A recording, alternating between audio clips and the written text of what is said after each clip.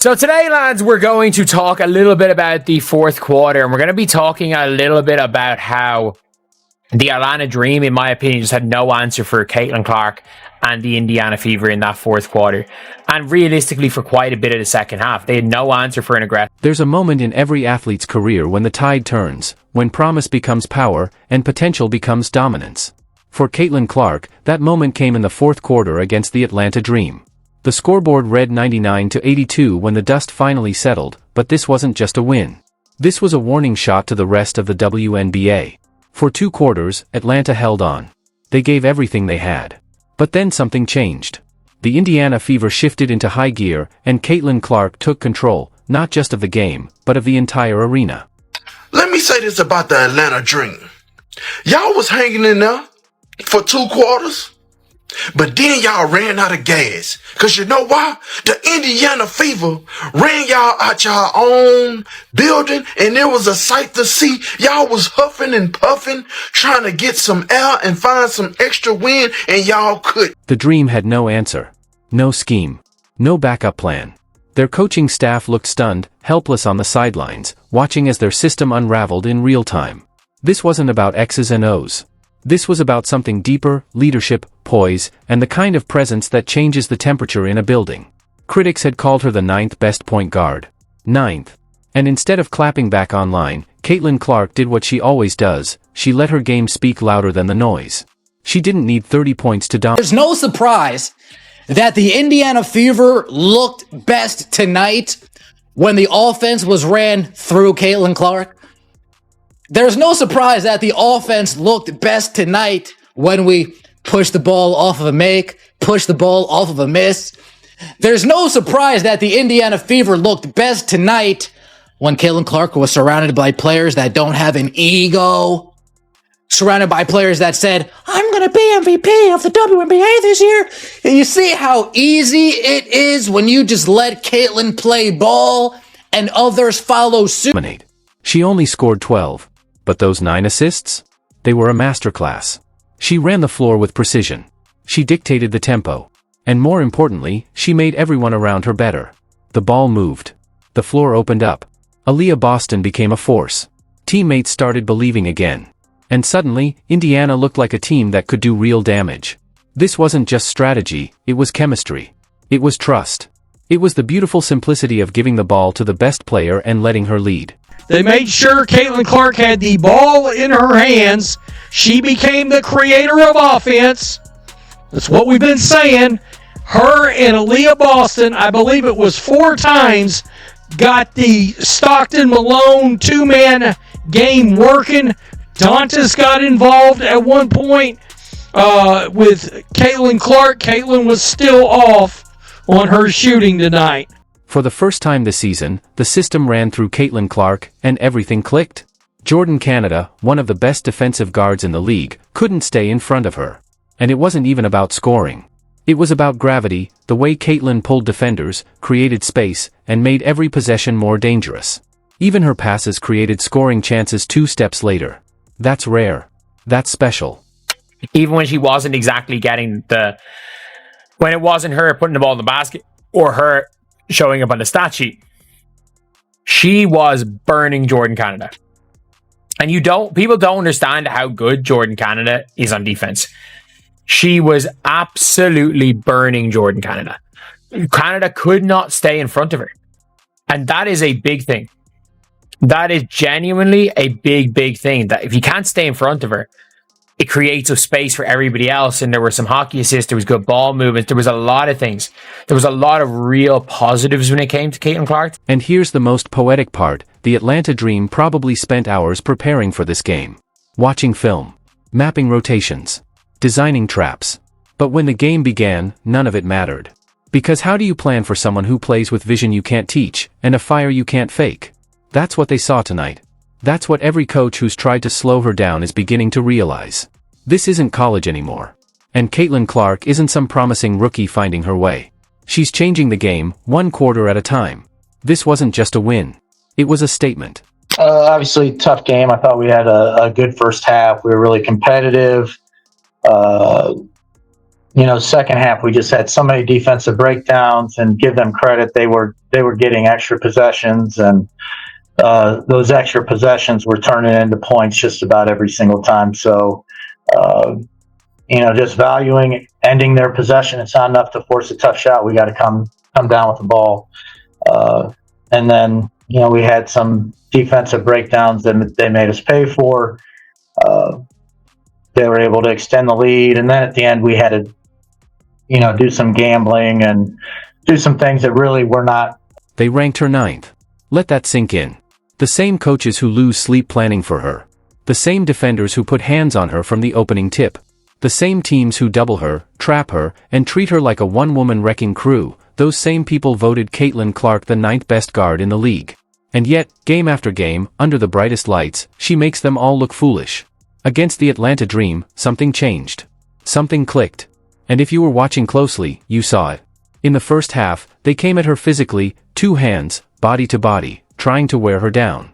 They weren't trying to guard her. They were trying to break her. Make her uncomfortable. Shake her confidence. For a few minutes, it looked like they might succeed. But Caitlin Clark doesn't fold. She adapts. She learns. And then she takes over. By the second half, the floor belonged to her.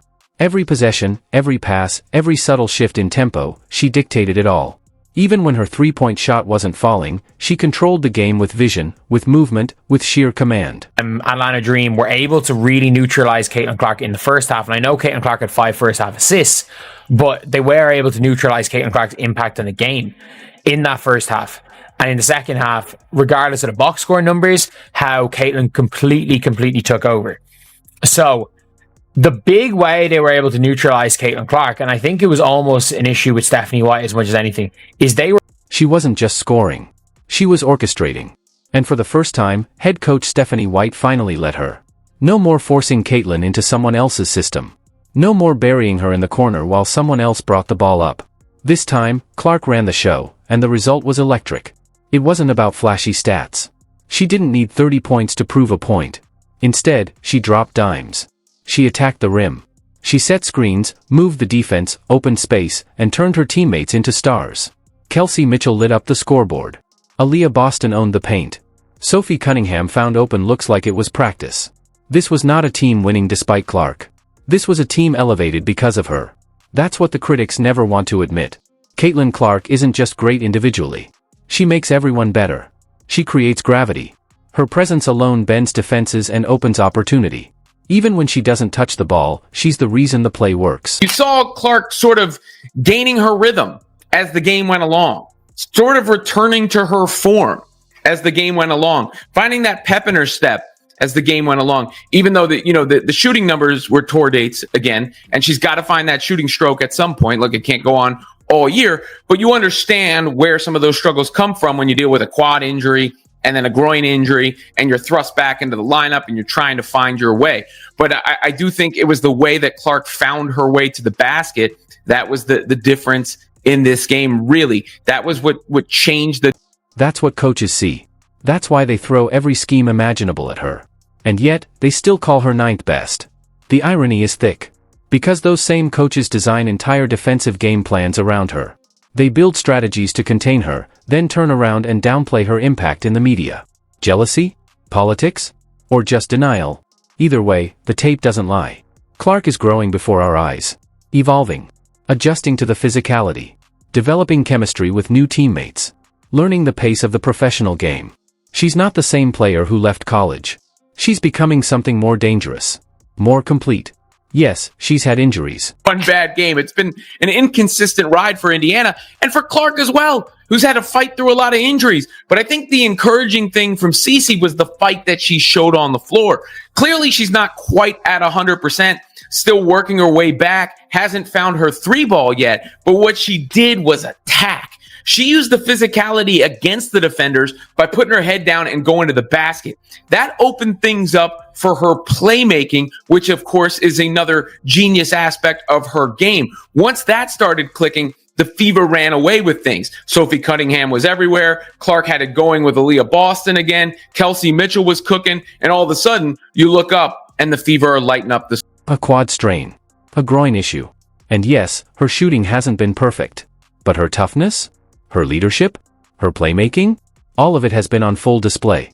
And the scary part is, she's just getting started. What we saw against the Atlanta Dream was the beginning of something bigger. We saw a team finally built around its superstar. We saw Caitlin Clark play free, fast, confident, in control. The offense flowed through her, and it worked. It worked brilliantly. For the first time all season, Indiana looked like a team with a true identity. And that identity was Caitlin Clark. Now, here's the truth some people don't want to hear. Until Stephanie White hands her the keys permanently, this team will always fall short of what it could be. You don't draft a generational talent like Caitlin Clark and ask her to fit in. They were manhandling Caitlin Clark early in that game. Like, they had two hands on her. They were fully getting into the we are grabbing her and we don't really care. Like, that was their goal. Their goal was they were out there to maul Caitlin Clark. They had they had absolutely no intention of doing anything other than... You build around her. You let her lead. You trust her instincts. Because when you do, she doesn't just lead you to a win. She transforms the game. Suddenly, her numbers will rise. Her statistics will explode. And when they do, people will pretend they're surprised. But we won't be, because we saw the shift happen in real time. The truth is, Caitlin Clark never needed to change. The system did. The Atlanta Dream's coach was left speechless, because deep down, he knew. You don't completely rewire your defensive strategy for the ninth best anything. You don't obsessively watch film, build traps, and change your game plan just to slow down someone you don't fear. That's what makes the league's vote so absurd, and so revealing. The league can undervalue her publicly, but their actions tell the truth. Caitlin Clark terrifies opposing teams. She breaks defensive schemes. She forces coaches to rewrite their entire approach. And now, finally, Stephanie White is starting to understand why. After trying to mold her into something else, White finally did the one thing that makes all the difference. She let Caitlin be Caitlin. She unleashed the player who became a legend at Iowa, the one who plays at full speed, who thrives in chaos, who leads by rhythm, instinct, and sheer force of will. Against Atlanta. And this was a really nice all-around game from the Indiana Fever. And some may ask, well, Rhodes, do you feel better about Stephanie White? No, not at all. Because until she proves night in and night out, she's willing to put the ball into Caitlin Clark's hand and let her be the creator and innovator on offense, I will not be sold. I will not be sold. The fact is, Caitlin's going to start knocking these shots back down at some point. And all of a sudden, her statistics are going to blow up. Clark wasn't just efficient. She was emotionally commanding. Every time the Dream tried to build momentum, Clark silenced it. When Atlanta looked ready to push, Clark would drop a pass, slash to the rim, or make a momentum-shifting decision that reset the tone. It wasn't just about the points she scored, it was about the energy she controlled. That's the hallmark of an elite point guard. They don't just fill the stat sheet. They control time. They read the room. They know when to go solo and when to elevate others. They understand the soul of the game, and they impose their will upon it. And that's exactly what Caitlin Clark did. The first half was a story of constraint. She sat too long, played off-ball too often, and the offense looked flat. But then came the second half, and with it, a different fever. A different Clark. This time, she was running the offense. And just like that, everything changed. Jordan Canada couldn't get open. Ryan Howard was bottled up. Indiana flipped the script, and the moment they put the ball in Clark's hands for good, Atlanta had no answers. That's not just basketball IQ. That's vision. That's leadership. Even her presence changes the math on the floor. Opposing defenses can't sag off anyone. They can't trap without consequences. They can't overhelp, because Caitlin will find the open shooter every single time. If they pressure her full court, she breaks it. Instead of trying to put a square peg in a round hole, this was a tale of two halves. A tale of two halves. A half where the Indiana Fever let Jordan Canada have wide open shots, and a half where they decided to play defense and shut Jordan Canada down and not let Ryan Howard get off. Interesting. A half where we had Caitlin off ball and sitting a lot, sitting on the bench, rotting away in the first half, and the second half where, oh my God, she's in the game. Oh my God, they're giving her the... With poise and precision. And when they get physical, she fights through it. She takes the hit, leans into the contact, and still finds a way to finish. That's what she did, again and again. This isn't about flash. This is about substance. Layers of skill. Versatility. Grace under pressure. Caitlin Clark is no longer just an exciting young player adjusting to the pros. She's now the heartbeat of a franchise. And with every game, she's growing more dangerous. The injuries haven't stopped her. The critics haven't slowed her down. If anything, they've made her more determined. And let's be clear, this version of Clark, the one who is trusted to lead, to orchestrate, to control the court like a maestro? She's not just redefining how the Fever play. She's redefining what greatness looks like in the WNBA. The scoreboard said 99-82. And it's just, all right, I'm going to accept that contact. I'm going to go through it, and I'm going to score on you. And one. Put the points on the board. You know, Caitlin Clark doing it there. Here's a closer look at that play to sort of give you, an idea of what took place, and the she accepts the contact, gives some back herself, and ultimately gets the bucket. By the way, some size on that dream team, obviously, with Griner inside, and Jones got in foul trouble, which helped.